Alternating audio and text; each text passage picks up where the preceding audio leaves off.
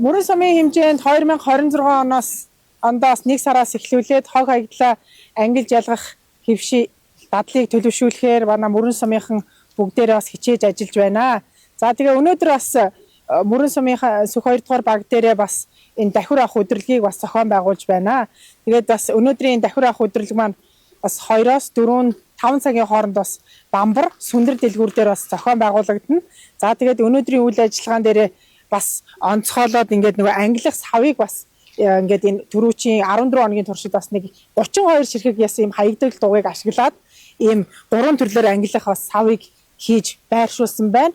За тэгээд одоогийн эхний ээлжинд ямар ч байсан Сүндэр Бамбар дэлгүүрийнхээ гадаа хуванцар хог хаягдал ангилах, гялгар ут ангилах, шил лаз хийх, цаас кордоно хийх гэсэн ийм 3 төрлийн савыг хийгээд тавьсан байгаа. Тэгээд иргэд маань бас энийг ахиусүр дээр нь бас хогоо ангилж ялгаад бас энэ ангилж ялгах савнуу маань бас авчирч хийж тушаагараа гэж бас хүсэж байна. Мөн 2014-ийн 6 татад бас энэ хог ангилж ялгах ажил маань эхэлсэн давхирыг бас 20 дахь түүхийн эдийг бас хүлээж авч байгаа.